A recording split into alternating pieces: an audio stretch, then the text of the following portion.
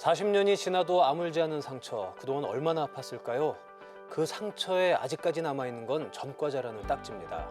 1980년 발생한 사북항쟁 얘기입니다. 그 상처 어떻게 하면 보듬어 줄 수 있을까요? 오늘 TV토론 뜨거운 감자에서 자세한 얘기 들어보겠습니다. 먼저 오늘 함께 얘기 나눌 분들 소개해드리겠습니다.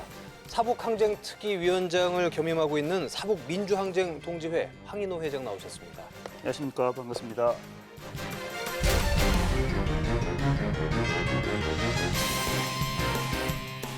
역사문제연구소 민중사반에서 반장으로 활동하고 계신 한림대학교 글로컬융합 인문학 전공 김아람 교수 나오셨습니다. 안녕하십니까.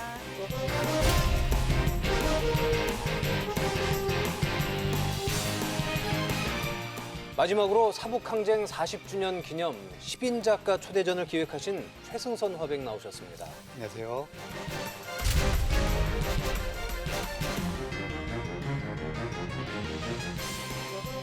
이렇게 세 분을 모시고 오늘 사북항쟁에 대해서 얘기를 나눠봐야 될 것 같은데요. 자, 먼저 사북항쟁 어떤 사건인지부터 좀 알아보죠.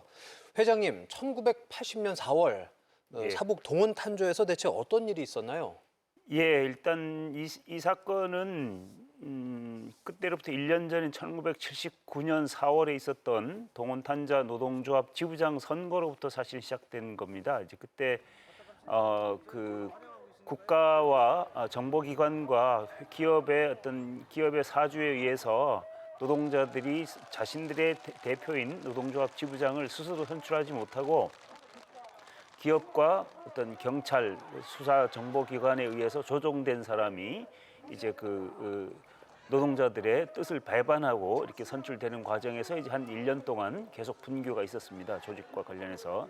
그러던 와중에 80년 2월에 이제 그때 임금 인상 교섭 시기였습니다. 근데 전국 광산노동조합에서는 42.5%의 임금 인상을 이제 요구하고 이제 그때 교섭 중이었는데요. 그 당시 동원탄자 지부장이었던 분이 일방적으로 그 노동자들이나 혹은 다른 노동조합과 아무런 협의 없이 일방적으로 밀실해서 회사 측과 20% 인상, 그러니까 전체 요구안의 절반에 못 미치는 인상을 이제 받아들였죠. 이제 여기에 대해서 항의하는 노동자들 조합원들이 이제 그 지부장에 대해서 계속 항의하고 회사 측에 항의하는 과정에서 경찰이 부당하게 개입을 하게 됩니다. 그게 이제 4월 21일인데요. 이날 이제 그 원래는 경찰에 의해서 그전 4월 18일 날 모였던 노동자들을 강제로 해산하면서 4월 21일 날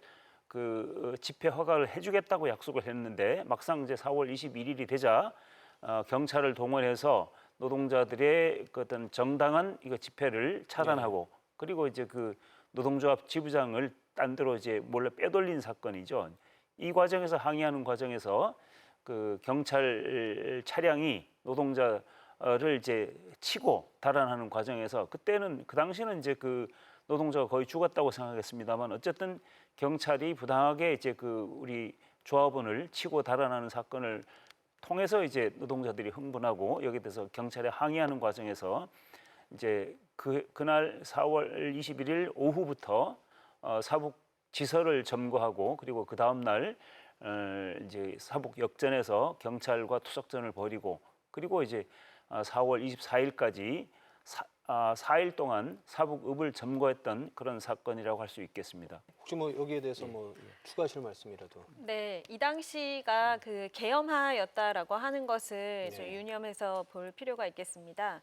그 노동자들이 노조 지부장 선거와도 관련이 돼 있지만 그간에 이 탄광에서 열악한 노동 조건이라고 하는 것에도 불만이 이미 축적돼 있는 상태였기 때문에 그 불만들이 이 지부장 선거에서 촉발이 될 수 있었던 것이고 또 한편에서는 이 계엄하에서 사실은 사측에서도 그렇고 집회를 허가를 한다라고 하는 것이 어떻게 보면 사실 그것은 경찰의 영역을 좀 벗어나 있는 측면도 있었던 것이죠. 그러니까 경찰에서는 처음부터 사실 집회를 허가할 어떤 힘도 없었고 아마 의지도 없었을 것인데 이 광산 노동자들의 좀 이 불만을 좀 일시적으로 잠재우기 위해서 허가를 했다가 있다. 그걸 믿고 이제 그 노동자들은 당연히 이제 허가받은 집회라고 생각하고 지서에 이제 모여들기 시작했던 것이고요. 그래서 어떻게 보면 지금 회장님 말씀하신 이 경찰 찌푸차에 의해서 당시에 광부 한 분이 이 사망했다라고 알려졌던 거예요. 경찰이 광부를 죽였다라고 하는 것이 직접적인 도화선이기도 하지만 또 다른 한편에서는 이미 이전에 이 광산 노동자들은 평화로운 집회를 통해서 문제를 해결하려고 하는 의지를 분명히 가지고 있었다. 이 지점도 좀 지적을 해야 할 것 같습니다. 광산 노동자들의 분노를 촉발시킨 사건이었네요. 회사 측과 이제 그 권력기관이 그 노동자들의 그 이제 노동 조건이나 이런 것들을 억압하는 것은 뭐 그렇다 치더라도 이제 노동자들이 이익을 대변해야 될 노동조합에 대한 불만이 사실은 광산이 생기면서부터 그랬습니다. 사실 그때 이제 그 역대 노조 지부장들이 전체 조합원들이 자기 지부장 얼굴을 제대로 못 본 경우가 많습니다. 이제 이분들은 그 당시 이제 탄광 노동조합을 말하는 한마디가 이제 타월 노조 혹은 수건 노조라고 하거든요. 그건 뭐냐면 노조 창립일 때에 그때 수건 한 잔씩 나눠주는 거. 이게 이제 노동조합이 노동자들 위해서 하는 거의 유일한 일이었거든요. 그 외에는 노동자들이 그 회사로부터 받는 여러 가지 부당한 대우라든가 이런 것들을 대변하고 뭔가 이익을 옹호하고 하는 활동을 전혀 노동자들이 이익을 대변하는 활동을 하기는커녕 오히려 이제 사측이 앞잡이가 되어서 노동자의 이익을 반하는 그런 행위를 해왔기 때문에 이런 말씀하신 그런 불만이나 이런 것들이 이제 누적되어 왔던 것들이 정말 터질 계기만 찾고 있었다고 볼 수가 있는 겁니다. 자, 그렇다면 그때 그 집회도 하고 또 경찰과 대치도 했었을 거 아닙니까? 예. 해산하는 과정에서 또 연행이 되기도 하고 구속도 되고 뭐 그랬을 것 같은데 예, 그건 어떻게 됐나요? 그건 그 이후의 일인데요. 이제 암행 독찰제라는 게 이제 그 다른 탄광에는 없는 아주 참 비열하기 짝이 없는 노동자들 탄압하는 기구가 있었거든요. 이제 마치 박정희 이제 유신 독재가 중앙정보부라든가 이런 비밀 경찰을 동원해서 인권을 탄압했던 것처럼 꼭 그와 똑같은 형태로 암행 독찰이라고 하는 기업주의 친인척들로 구성된 이 사람들을 24시간 작업장이나 혹은 사택이라고 불리는 생활 공간까지 이 사람들이 무단으로 다니면서 노동자들을 이렇게 징계하고 해고하고 이런 사건들이 있었거든요. 밀정 같은 거네요. 그렇죠, 네. 그렇습니다. 꼭 그렇습니다. 그래서 네. 이런 것들을 이제 그래서 암행 독찰에 의해서 피해 당한 사람들을 구제하는 조치라든가 뭐 여러 가지 13개 항인가요, 11개 항에 이제 합의를 통해서 이제 평화적으로 일단 해산은 했죠. 해산은 했는데 그때 바로 뭐 경찰이 이제 노동자들을 체포하거나 이러진 않았고 그것도 이제 노동자를 속인 거죠. 이제 그 뭐 회의가 있으니까 읍사무소로 나와라 혹은 뭐 어디로 나와라라고 해서 이제 노동자들이 모이면 그 자리에서 이제 그 계엄 군인들이 이제 체포해서 이제 그때는 아시다시피 그때는 뭐 영장이나 이런 것도 없었고 무슨 뭐 요즘 흔히 말하는 무슨 미란다 원칙 같은 건 뭐 그런 건 뭐 꿈도 못 꿀 때였으니까 일단 체포되자마자 그냥 이송하는 버스 안에서부터 구타와 이 폭력이 자행되기 시작했죠. 그리고 이제 그 정성 경찰서에 이제 전체 한 200명 가까이가 이제 끌려갔습니다. 그 중에 부녀자들도 한 50여 명 되고요. 거기서 이제 계엄 군인들하고 경찰이 이제 뭐 정말 끔찍한 고문을 가했죠. 거기서 우리 이용갑 선생은 이제 우리 사북항쟁 동지의 명예회장이신 분인데 이분들을 비롯해서 이분들은 지금도 그 장애를 갖고 계시고 또 그리고 그때 끌려갔던 한 공식적으로는 142명인가로 되어 있는데 실제로는 한 200명 가까이 되는데 그 중에 상당수가 이제 돌아가신 게 전부 나이가 겨우 30 조금 넘고 40 좀 넘고 이런 분들이 상당수가 돌아가셨는데 사인 그냥 뭐 지병으로 돌아가셨지만 사실 이거는 저희 주변 사람들이 보기에는 고문 후유증이라고밖에 볼 수 없는 그런 이제 젊고 건장했던 분들이 돌아가신 분들도 뭐 부지기수고 그렇습니다. 그래서 이 정말 국가가 이 자신들의 정당한 권리를 주장한 노동자들에게 가한 아주 엄청난 이 고문 폭력 행위들은 정말 지금 생각해도 끔찍하기 짝이 없는 노릇입니다.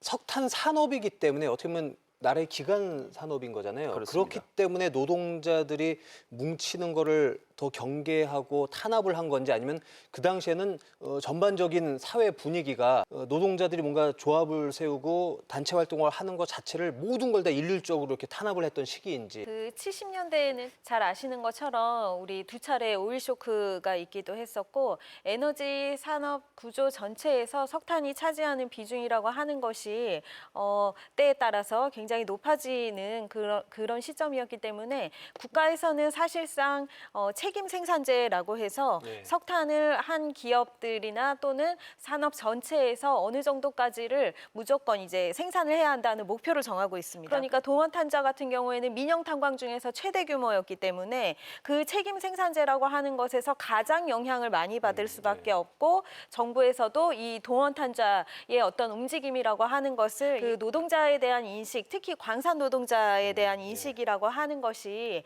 그렇게 높지 않았던 시기였기 때문에 이들을 어떻게 하면 통제할 것인가에 관심이 있었기 때문에 이 노동자들의 어떤 조건이라든지 삶이라든지 이런 것에는 사실 사측도 그렇고 국가에서도 크게 관심을 두고 있지 않았다 이렇게 볼 수 있습니다. 그러니까 통제와 억압의 대상이었군요. 그렇죠. 광산 네. 노동자가.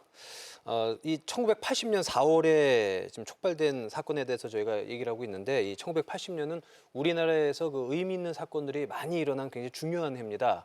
그 사북 항쟁도 그 일련의 과정 중에 하나일 텐데 사북 항쟁의 역사적 의의 어떻게 보시나요? 적어도 그 당시 우리가 알기로는 민주화의 과정이 진행되는 과정이었었는데, 근데 이제 이것을 이제 사북 항쟁이 격발시킨 것이다 이렇게 이해할 수 있습니다. 이제 단적으로 말씀드리면은 그해 이제 4월 21일 사북 항쟁 전까지는 서울에 있는 각 이제 대학의 학생들 시위가 교문을 벗어나지 못했습니다. 학교 안에서 캠퍼스 안에서 이제 시위를 하다가 사북 항쟁이라는 것을 보고 드디어 이제 학생들이 교문 밖으로 나와서 거리로 진출해서 이제 그 신군부 퇴진을 요구하기 시작했고, 그리고 이어서 이제 부산이나 서울 각지에서 동국제강이라든가 이런 각지의 노동자들이 이제 사북 항쟁 뒤에 이제 그 파업과 이제 인권 투쟁 또 임금 개선 투쟁 이런 것들이 일어났고,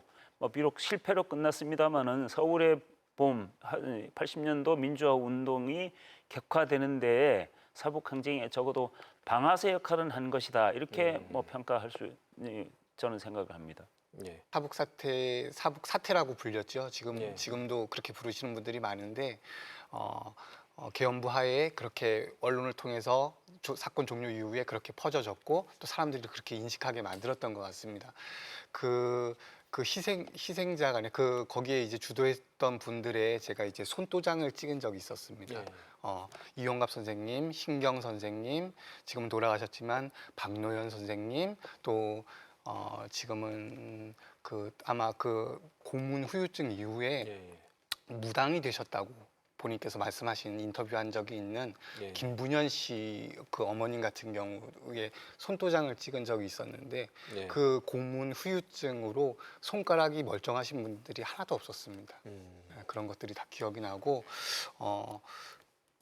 그 사태라는 그 어감에서 이 항쟁으로 벗어날 수 있는 여러 가지 요인이 있겠지만 정부나 그 기관들이 대처했던 방식들이 광부 어머님들도 굉장히 많이 참여하시고 또 연행되셨거든요.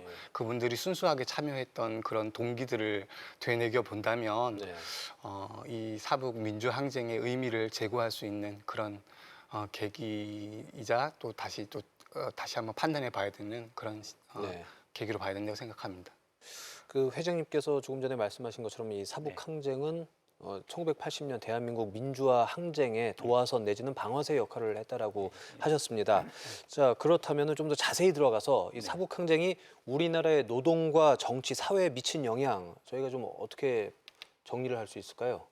네, 이 사건이 사실은 그렇게까지 널리 알려져 있지 않은 사건이고 사실은 같은 해에 바로 다음 달에 있었던 여러분들이 다 알고 계시는 5.18 예, 예. 민주화 운동과 비교한다라고 한다면 너무나 사실은 어떻게 보면 왜곡되어 있는 측면도 있고 굉장히 예. 의미가 좀 축소되어 있는 측면이 있습니다.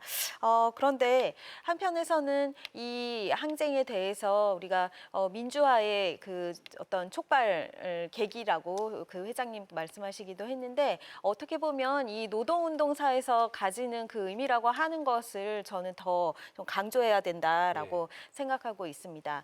이전에도 물론 70년대에도 뭐 동일방직에서 여성 노동자들의 똥물 투척 사건과 같은 일이 있었고 그 이전에 전태일 분신 사건도 있었고 이와 같은 어떤 그 노동자들의 저항이라고 하는 것이 어떤 이러한 사건들로 있긴 했었으나 지금 이 사북항쟁에서 벌어졌던 이 사건에서는 광산 노동자들 6천여 명이 이 지금 사건에 참여를 네. 하고 있었던 것이거든요. 그래서 어떤 일부의 어떤 사람들이라거나 또는 뭐 노동조합에 관여하고 있는 사람들만이 참여한 사건이 아니라 광산 노동자들 전체가 자신의 어떤 처지에 대해서 문제를 인식하기 시작하고 그것을 개선해야 된다라고 의식하기 시작했다라고 하는 것이고 그것을 구체적인 어떤 이러한 행위들로 보여줬다라고 하는 측면에서 볼 때 이후에 우리가 노동운동하면 거의 80년대를 많이 그 생각하실 테고 또는 네. 민주화 이후에 87년 노동자 대투쟁을 떠올리시겠지만 80년에 있었던 이 우리 사북항쟁이 어떻게 보면 대한민국에서 노동운동 본격적인 노동운동의 그 출발점이다 이렇게 볼 수가 있을 거고요. 또 한편에서는 앞서 말씀드린 대로 광산 노동이라고 하는 것이 그 노동 강도가 굉장히 높기도 하고 이후에는 또 막장이다 이렇게 해서 그 노동 환경이 열악하다라고 하는 것이 또 많이 지적되기도 했었는데 그렇게 열악한 그 노동 조건에 있는 이 광산 노동자들이 자신의 목소리를 내게 됐다라는 것에서도 그 역사적 의미는 충분히 찾을 수 있다라고 생각하고 있고요. 또 한편으로 정치적으로는 이게 왜 이제 민주화와 어떻게 관련이 되냐 또 언뜻 생각하기에는 별로 관련이 없지 않냐 이건 노동자들의 문제가 아니었느냐 이렇게도 이제 하실 수도 있고 또 한편에서는 노동자들이 민주화를 요구한 것은 아니지 않냐 뭐 민주주의 하자라고 요구한 건 아니지 않냐라고 생각하실 수도 있는데요. 그런 의미에서 볼 때 이 민주화라고 하는 것이 가지는 의미라는 것이 어떻게 보면 굉장히 좀 포괄적일 수 있다라고 하는 것이죠. 그래서 흔히 민주화라고 하면 이게 정치적인 민주화를 너무나 쉽게 떠올리게 되는 것인데 사실은 이 노동 현장에서도 비민주적인 이런 상황과 조건이라고 하는 것 때문에 많은 노동자들이 불만을 가지게 되고 요즘 쉽게 얘기하면 갑질이 있고 이런 것들이 다 어떻게 보면 비민주적인 관계에서 비롯되는 문제지 않습니까? 그래서 이 일상생활 속에서의 정말 진정한 민주주의라고 하는 것이 노동자들에게는 이러한 정당한 임금을 지급하고 적절하게 법에 근거해서 노동할 수 있게 하고 노동조합이 노동자들의 이익을 대변하는 법에 근거해서 이러한 절차와 원칙들이 잘 지켜져야만 하는 것인데 그렇지 않았다라고 하는 것에 대해서 노동자들이 이것을 문제 제기하는 것이 어떻게 보면 장기적으로 그리고 앞으로 우리 사회가 사실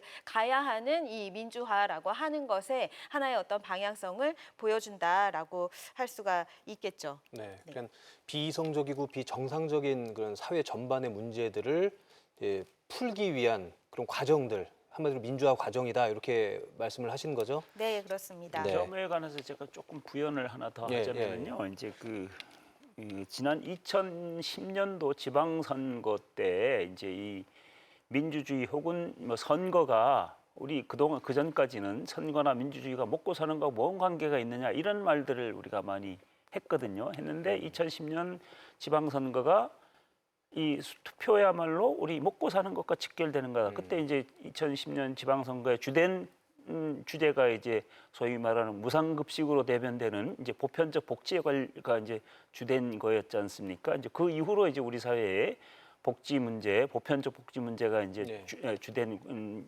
뭐 선거 때마다 주요한 이제 과제가 되어 왔는데요.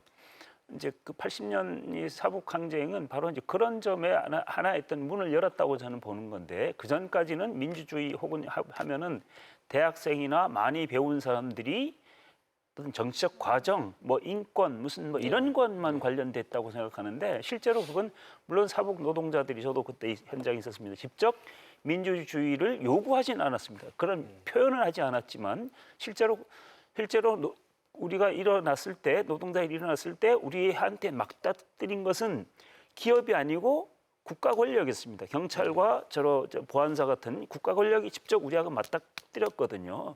결국 국가 권력이 독재화되고 민주화되지 않으면은 노동자들의 삶이 제대로 개선될 수 없다는 걸 우리가 보여준 거거든요. 다시 말하면은 이것은 민주주의라고 하는 것은 그런 관념이 아니라 우리 일상생활, 일하는 사람들의 삶의 현장에서 구현되지 않으면은 그 민주주의라고 하는 건 정말 구름 잡는 거다 하는 걸 보여준 것이죠. 이제 이런 것들을 우리가 이제 뒷사람들이 직접 그 당시 노동자들이 그걸 바로 말로 하진 않았다 할지라도 결국 그런 것들이 그 안에 내포돼 있다라고 하는 걸 우리가 알아야 되는 거고요. 또 다른 하나는 아까 이제 교수님 말씀하셨는데 전태일 열사가 이제 1970년도에 그 자신을 불사름으로써 이 나라에 정말 노동자가 있다는 것, 노동자들이 권리를 찾아야 된다고 하는 것을 알려줬다면은 80년 사북 항쟁은 그런 개개인이 아니라 노동자는 그야말로 숫자거든요. 함께 할 때 노동운동의 의의가 있는 건데 바로 80년 사북 항쟁은 그런 어떤 특출난 한두 사람의 어떤 빼어난 사람이 아니고 전체 노동자들이 함께 집단으로 힘을 모였을 때 어떤 힘이 주어진다고 하는 것을 보여주고 그 이후에 80년도에 있었던 그 이후에 노동운동의 어떤 길을 제시했다 이렇게 또 평가하는 시선도 많이 있습니다. 네. 예. 5.18뿐만 아니라 또 우리나라의 대부분 민주화 운동들이 명예회복을 하지 않았습니까? 예. 이 사북 항쟁은 어떻습니까? 뭐 정부의 사과나 명예회복에 대한 부분 어떻게 진행이 되고 있는지 아니면 전혀 진행이 안 됐는지. 예, 아주 진행이 안 된 건 아닌데요. 예. 갈 길이 100리라면 이제 한 20리 정도 와 있습니다. 20리 정도 예. 채 못 와 있는데요. 이 2000년도에 이제 그 김대중 정부가 이제 그 민주화 운동 관련자의 명예회복 및 뭐 보상에 관한 법률을 제정해서 민주화 운동 소위 이제 약칭해서 민주화 운동 심의위원회가 발족됐고요. 거기에 이제 우리 사북 항쟁 관련자들이 한 30명 가까이가 신청을 했고 그 중에서 이제 23명이 민주화 운동 관련자로 지정이 돼 있습니다. 이제 유공자도 아니고 아직 법의 미비 때문에 거기도 뭐 우여곡절이 있었습니다. 어쨌든 23명이 돼 있고요. 그리고 이제 2012년에 우선 이제 이원갑, 신경 두 분에 대한 재심을 청구해서 거기서 이제 한 3년 동안 재판을 거쳐서 2015년 2월 6일자로 이원갑, 신경 두 분에 대해서 최종적으로 대한민국 법원이 무죄를 선고했습니다. 그래서 무죄를 선고했고 그리고 나머지 이제 그 21분 중에 이제 지금 저희가 연락이 되고 하는 분만 한 10여 명이 다시 재심을 청구해 놨습니다만 아직 이게 재심이 아직 시작되지는 않았습니다. 그렇고 2008년도에 과거사 정리위원회에서 사북 항쟁에 대해서 국가가 공식적으로 사과하고 관련자들의 명예를 회복하고 정당한 보상을 할 것을 공식적으로 의결을 했습니다. 의결을 했는데 그 이후로 10년이 넘도록 이제 이 정부에서는 아무런 조치가 취해지지 않아서 그래서 작년에 이제 저희가 이제 사북 항쟁 특위를 만들었고 그리고 그 다음 달인 8월 26일 날 강원 도경에 가서 이제 저희가 기자회견했고 그리고 27일부터 9월 2일까지 이제 사북에서 이제 광화문까지 이제 저희가 도보 행진하면서 이제 이런 여러 가지를 해결해 줄 것을 요구했고 그래서 이제 그 9월 2일 날 이제 서울에 가서 이제 청와대 이제 대통령 비서관실도 만나고 그리고 뭐 민주당 대표님도 만나고 또 그 이후로 이제 총리실과 청와대에서 4차례에 걸쳐서 이제 이 문제를 어떻게 해결할 것인지에서 이제 회의를 했습니다. 회의를 해서 이제 긍정적으로 상당한 진전이 어쨌든 논의는 진전이 있었습니다. 논의 진전이 있어서 40주년 기념식 때에는 하여튼 국가가 이제 공식으로 사과하는데 사과의 주체를 누구로 할 것이냐, 국방부 장관으로 할 것이냐, 혹은 뭐 국무총리로 할 것이냐 이런 것들을 논의하는 것이었고 이제 그것을 20년 1월이나 2월쯤에 확정하기로 했었습니다. 네. 했는데 아시다시피 이제 1월 하순부터 이제 코로나 사태가 예. 열리고 이러면서 이가 현재 중단되거나 혹은 지지부진한 상태로 있습니다. 그 정부에서 외면한다거나 차일피일 미루는 건 아니고 알게 모르게 진척은 계속 있어 왔는데 예. 말씀하신 대로 코로나19 이 상황 때문에 예. 지금 뭐 공정에 붕 떠 있는 거네요. 그런 측면이 좀 다소 있고요. 예, 예. 뭐 이걸 빌미로 설마 이제 정부가 그러진 않겠지만 하여튼 다른 이 우선순위에서 자꾸 멀어지는 예, 그런 예. 인상이 있어서 이제 네. 저희가 좀 뭔가 좀 의미 있는 조치를 저희들로서는 한번 하려고 생각하고 있습니다. 그럼 사실 네. 예, 그 40년이라고 하는 이 세월이라고 하는 것이 뭐 짧다고 느끼시는 분들도 계시겠지만 굉장히 긴 시간이죠. 그렇죠. 그런데 예. 오랜 기간 동안 사실은 이 사건이 회자되기가 어려웠고 그 이유는 사실 당시에 언론이 통제되어 있었기 때문에 보도 통제로 인해서 아까 우리 작가님이 사태라고도 말씀하시기도 했었는데 너무나 오랫동안 그리고 많은 분들도 그렇게 통제되어 있는 상태에서 나온 언론 보도를 보시고 광부들이 폭동을 일으켰다라든지 예. 광부들이 폭력을 행사했다라고 하는 이러한 어떤 단편적인 또는 자극적인 내용들만이 어떻게 보면 이 사건을 좀 설명하는 어떤 그런 논리로 오랜 기간 지속되어 왔기 때문에 어떻게 보면 지금 정부 차원에서도 이 운동이 계속해서 진행되어 오기도 했었으나 이러한 부정적인 인식이라는 게 너무나 오랫동안 지금 이 자리 잡고 있는 상황이어서 이것들에 대한 어떤 좀 적극적인 좀 어떤 논의의 지평을 좀 열려고 하는 그런 정부의 노력도 사실 필요하다라는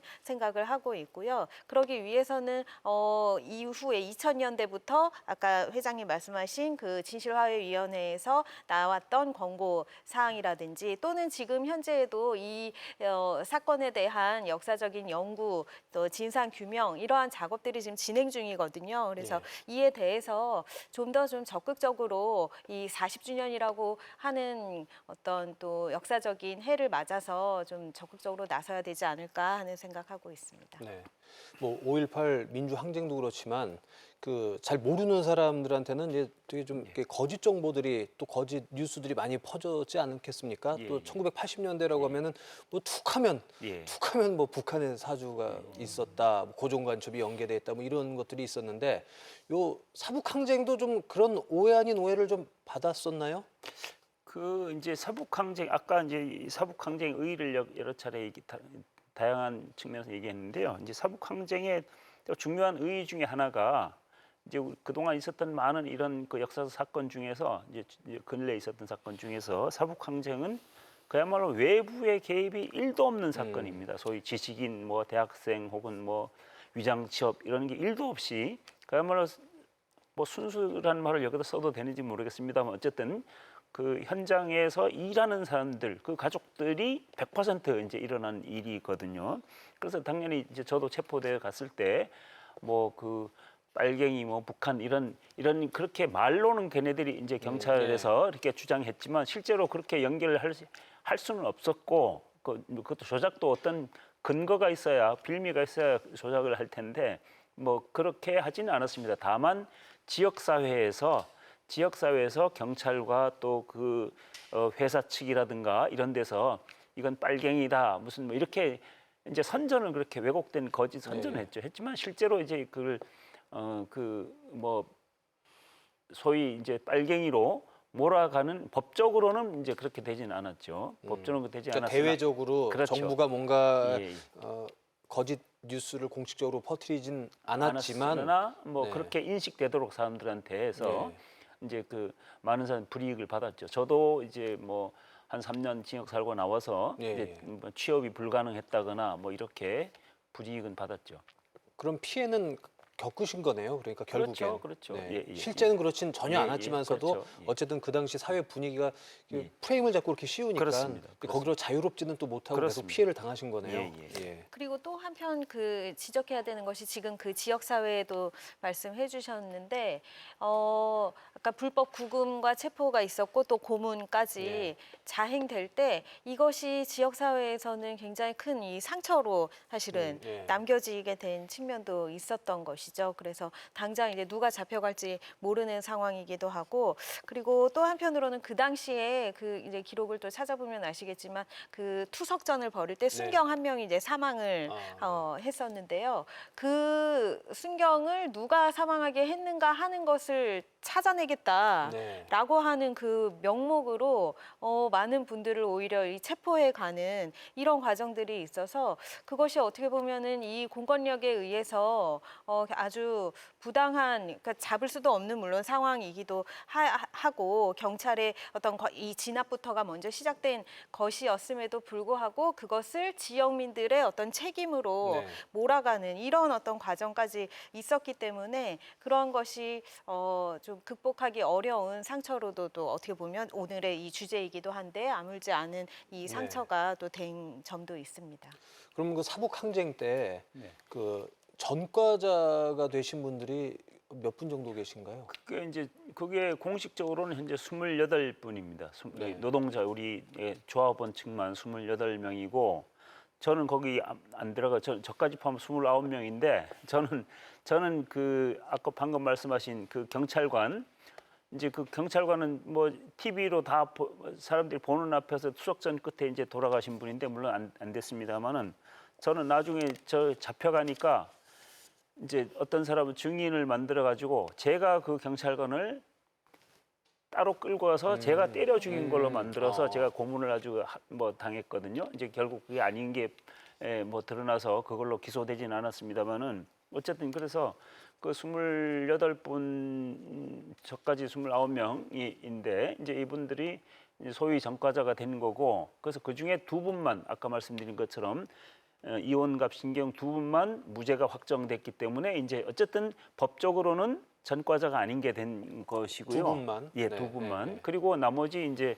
23분, 28분 중에 26분은 그중에 23명은 21명은 민주화 운동 관련자로는 지정되어 있지만 전과자가를 벗어난 건 아니죠. 그래서 뭐 소위 말하는 호적의 빨간 줄은 여전히 남아 있는 거고 그렇습니다.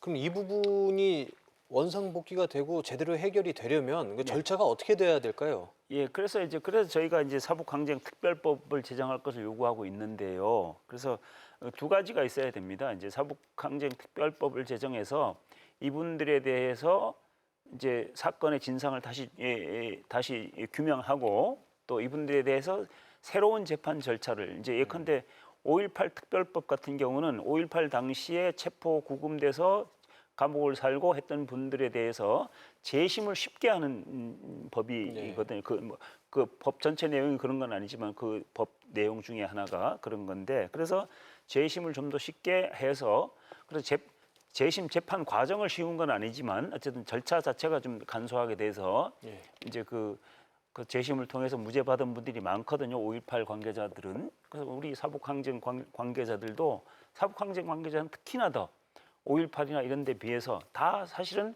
법이나 이런 데 무지하거나 또 잘 모르거나 또 가정 형편이나 이런 것 때문에 접근하기 어려운 분들이 많거든요. 그래서 이분들이 빨리 재심을 빨리 그 법원과 정부에서 용인해서 절차를 진행해 달라. 이것이 저희들이 주된 요구 중에 하나입니다. 결국 이걸 전과자나 이런 걸 벗어나는 방법은 현재에 있는 우리 제도로서는 재심밖에 없습니다. 그러니까 아까 말씀하신 대로 특별법. 그게 이제 제정이 되지 않으면은 시간이 또 얼마나 걸릴지 모르겠네요.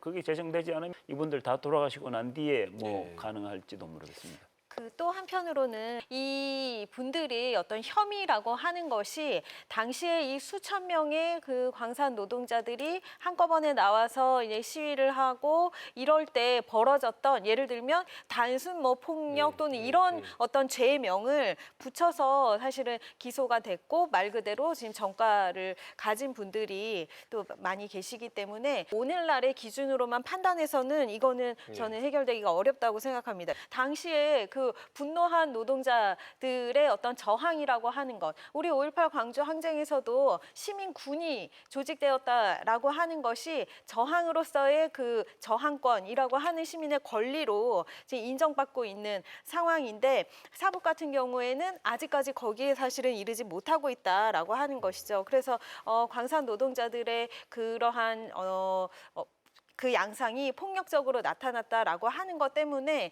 그것에 대한 어떤 의미라는 것을 계엄화 또는 군부 정권에서의 법적인 기준에 맞추어서 이분들이 지금 어떻게 보면 여전히 규정이 되어 있기 때문에 그것에 대한 말 그대로 법적인 재심뿐만이 아니라 재해석이 좀 네. 적극적으로 요구되고 있다, 이렇게 좀 말씀드리고 싶습니다. 그리고 정말 갈 길이 아직 머네요. 예. 무엇보다 좀 시간이 근데 좀 시급한 것 같습니다. 예. 젊으셨지만 그 고문 후유증이나 또 탄광에서 근로하셔가지고 진폐 환자들도 네. 굉장히 많으셔갖고 네네.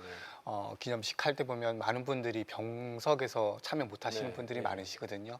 그리고 또 얼마 전에 화약고를 지키던 또 동지분이 계셨는데 아무래도 이제 몇 해 전에 또 탄광이다 보니까 돌아가시고, 화약고. 이렇게 지키신 그런 분은 몇 해 전에 또 정정하셨는데 또 갑작스럽게 네. 돌아가시는 등 몇 분 남지 않게 돼 버리겠습니다. 빨리 시급히 예.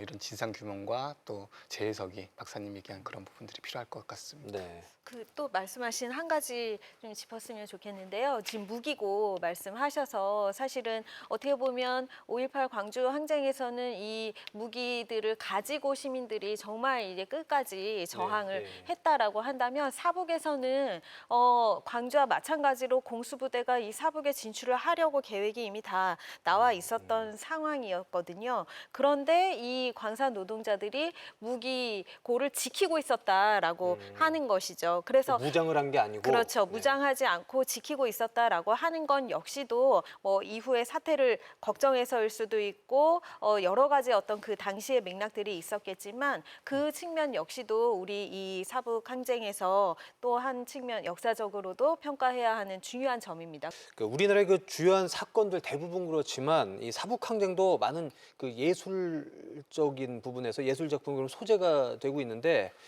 최승선 화백께서 나와 계신 이유이기도 하죠. 올해가 40주년입니다. 작가 10분을 초청해가지고 또 뭔가 좀 이벤트 내지는 뭐 프로젝트를 진행하신 걸로 알고 있는데, 그거에 대해서 좀 말씀을 좀 해주시죠. 이게 이제 사북 민주 항쟁, 사북 항쟁이 알려져 있는 것은 왜곡되어 있고, 또 많은 분들이 언론을 통해서 인식하고 있는 부분들은 단순히 사북 사태, 광부의 예. 난동, 뭐 이 정도의 맥락만 알고 있는 것 같습니다. 그리고 또 한동 계속해서 잠자고 있었죠. 진상 규명을 요구하던 그런 시대도 있었지만 그것이 지지부진 느려지고 있었었고, 또 거기에 대해서 이제 동력들은 잃어가고 있었었고요. 뭐 그런 상황이었기 때문에 사실 이번에 저희가 40주년을 맞이해가지고 사북 항쟁 기념식과 제대로 된 기념식과 또 예술 행사를 가지는 것은 사실 초유의 일이라고 볼 수가 있습니다. 네. 80년대, 70년대, 80년대 한국 미술계에서는 뭐 예. 민중미술이라던가 새로운 장르가 만들어져서 농민, 노동자, 뿐만 아니라 여성 등등의 이런 소재를 한 경우가 있었죠. 그 안에서 탄광 노동자라던가 탄광의 삶 이런 것들은 조망된 적이 있었습니다. 그러나 이번 사북 민주 항쟁 광부들이 직접적으로 일으켰던 요번 관련된 그런 것들은 지금 이제 처음 계획되고 요번에 준비되는 것이죠.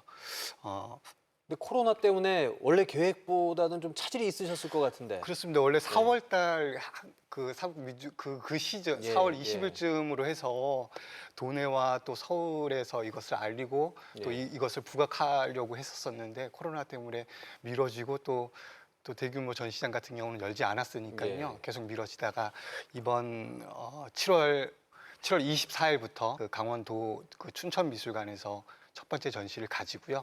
그다음에 8월 5일부터는 서울의 인사동의 가장 중심에 있는 네. 인사아트센터에서 한국의 유명한 저명하신 태백의 탄광 광부의 삶과 동일한 작업을 세계관을 가지고 계신 황지영 선생님을 비롯해서 세계적으로 유명하신 임만혁 선생님, 또 영월 출신의 서정적인 그림을 그리는 백준기 선생님 등등 포함해서 네. 또 저희 지역의 젊은 작가, 탄광의 이미지 또 탄광촌의 소재를 가지고 태생부터 가지고 태어난 그런 젊은 네. 작가들까지 섭외해서 10명의 작가로 전시를 준비하고 있습니다. 그럼 이제 말 나온 김에 그 예술가의 눈으로 바라본 사북항쟁은 어떻습니까?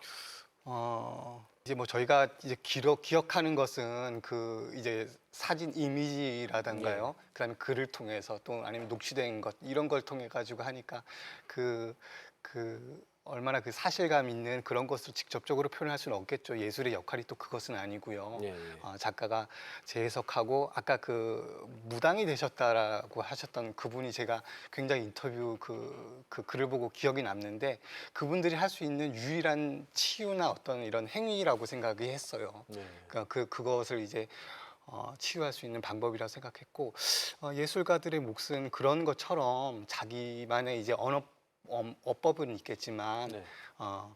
그때의 그것을 뭐 사실적으로 풀어내든 아니면 그것을 뭐 다른 방법으로 해석하든 또 광주와 또 이렇게 또 사북의 그 관련성을 이렇게 네. 해가지고 하는 영상 작업을 하는 작가들도 있는데요. 예. 그런 식으로 자기만의 그 표현 방법을 통해서 현재와 또 과거를 잇고 지역적인 소재를 떠나서 예술적 영감으로 또 사람들에게 계속 남아둘 수 있는 남게 되는 그런 예. 그런 걸 제공하는 역할이라고 생각합니다. 전시 도록을 보니까 확실히 저희가 이렇게 말로 뭐 설명하고 저는 이제 역사를 연구하고 가르치는 입장이지만 학생들한테도 그렇고 많은 지금 방송 보시는 시민분들께서도 어떻게 보면 한 장의 그 사진이라고 하는 것이 주는 메시지라는 것은 굉장히 저는 크다라고 또 생각을 합니다. 그래서 역사 진상을 규명하고 역사를 서술하고 이러한 것들도 가야 하는 것이지만 이것이 예술적으로 승화될 때 많은 분들한테 당시 광산의 현실도 볼 수 있게 하고 나아가서 우리 그 항쟁이 가지는 의미라는 것을 좀 어떻게 보면 좀 실감하실 수 있지 않을까 그런 생각이 들어서 많이 전시에 좀 관심을 가져주시면 좋겠습니다. 네. 그러니까 그 사북항쟁의 예술적 승화가 네. 사북항쟁이라는 그 가슴 아픈 역사적 사건을 좀 더 부드럽게 알 수 있는 방법이 되는 거잖아요. 모르는 분들에게, 대중들에게 그렇습니다. 더 네. 자연스럽게 다가갈 수 있고 부드럽게 접근할 수도 있고 더 강하게 접근할 수도 있는 거니까 뭐 네. 그 관점에 따라 다르겠죠. 네. 네. 그렇게 이해하면 되겠죠. 예술적 승화? 네, 뭐 뿐만 아니라 이제 네. 현장 그 상황을 담은 이제 사진 전시회도 함께 네, 열리고요. 또 작가들이 해석하는 것은 좀 더 다르겠죠. 예, 네. 두 가지 측면으로 바라보시면 되고 뭐 다른 이제 문화 행사들도 많이 준비되어 있는 걸로 알고 있습니다. 앞으로 이 사북항쟁 나아갈 방향이 있다면은 어떻게 생각하시는지? 우선 그때 관련되신 분들에 대한 명예회복과 피해 보상 이것이 뭐 당면한 과제인 건 맞습니다만 단순히 저희들이 그걸 하자고 이렇게 모여서 있는 건 아닌 거거든요. 아니고 적어도 우리나라 산업의 역사 혹은 경제 발전의 역사 혹은 우리나라 전체 역사적 관점에서 이런 탄광 노동 그 사람이 정말 아직도 좀 남아 있습니다만은 정말 지옥과 같은 그런 그 땅 속에서 이렇게 그 두 겹 하늘을 이고 했던 그런 노동이라든가 또 그걸 파생한 여러 가지 사건들 이런 것들이 우리 삶 속에 이제 녹아 있는 거거든요. 예. 이것을 계속 보존하고 또 미래에 계속 기억하게 해야 될 것이고 그리고 또 무엇보다도 이제 그 사북이라든가 태백의 탄광 지역만이 아니라 사실은 뭐 강원도가 전체적으로 사실은 굉장히 좀 다른 지역에 비해서 상대적으로 취약한 게 많지 않습니까? 네. 그래서 사북 항쟁을 통해서 또 과거의 석탄 산업 이런 것들이 어떤 지역의 하나의 어떤 역사적 문화적 콘텐츠로서 재창조돼서 지역 사회가 좀 더 지속되고 또 더 많은 사람들이 함께 기억하는 그런 어떤 것으로 만들기 위해서 저희가 이제 함께 이제 이런 일을 하고 있는 거거든요. 이제 거기서 정말 이제 정말 중요한 게 이런 이제 예술적 승화, 학술적으로 이 사건 사태를 다시 재조명하고 재평가하고 의미 부여하는 거 이런 것들을 통해서 우리 기억 속에 남아야 되는 거지. 뭐 사실 기념비를 세우고 돌로 깎고 아무리 해도 지역사회가 또 우리 역사가 이 사북항쟁을 기억하고 기리고 이럴 수 있도록 하여튼 저희들은 여러 가지 노력을 계속할 생각입니다. 네. 방금 회장님께서는 그래도 하고 싶은 말씀을 어느 정도 하신 것 같아요. 네. 좀 짧게 두 네. 분께서 네. 이 사북항쟁 관련돼서 또 청취자들이나 우리 뭐 지역민들 혹은 이제 대한민국 국민들에게 전하고 싶은 말씀 있으면 좀 짧게 좀 부탁드릴게요. 먼저 화백님부터. 네. 사북에서 어릴 적부터 지금까지 살아오면서 사북에 대해서 가장 잘 알고 있지만 사북 민주항쟁에 대해서 왜곡되거나 또 제대로 알지 못하는 부분들이 많거든요. 중년의 나이를 이제 다가서고 있지만 그러니까 이제 다음 세대로 제대로 전해지려면 지금 더 늦어지지 않는 지금 재평가되고 또 그분들이 명예회복이 빨리 시급하게 되었으면 하는 바람이고요. 또 지금 미술 전시 외에 여러 가지 문화 행사나 이런 탄광 관련 문화 콘텐츠들이 지금 조금 더 확고한 자리를 잡을 수 있도록 많은 관심과 또 노력이 될 수 있도록 바탕에서 많이 좀 지원이 됐으면 좋겠습니다. 네. 교수님. 네, 저는 얼마 전 저희 한림대학교 학생들하고 태백과 사북 이 탄광 지역을 답사하기도 했었는데요. 새로운 세대 또 젊은 세대들한테 이 탄광은 거의 없어지는 곳이기도 하지만 이것을 좀 기억한다라는 것 그리고 그 속에서 정말 치열하게 자신의 삶을 살았던 이 노동자들 또 지역민들이 있었다라는 것 그리고 그것이 어떻게 보면 우리의 지금 현재의 이 어떻게 보면 발전된 이러한 경제 상황 이런 것들의 좀 원동력이었다라고 하는 것을 우리 후속 세대 그리고 젊은 세대 여러분들께서 좀 많이 관심을 가지고 좀 기억을 해주시면 좋겠다. 그리고 저도 그걸 위해서 역사 연구와 또 교육에 좀 힘쓰고 싶다 이런 말씀 드리고 싶습니다. 그 세 분과 말씀을 나누다 보니까 정말 사북항쟁에 빨리 이 문제가 해결이 돼야 될 것 같습니다. 40년이 지났지만 여전히 그 전과자라는 딱지를 또 마음의 아픔, 상처를 짊어지고 가는 분들이 많습니다. 이 정부의 의지 그리고 또 지역민, 나아가서 대한민국 국민들의 관심 이게 있을 때 또 시간이 좀 앞당겨지는 것이 아닌가 하는 생각을 하면서요. 자, 오늘 TV 토론 뜨거운 감자는 여기서 좀 정리를 할까 합니다. 함께해 주신 여러분 고맙습니다.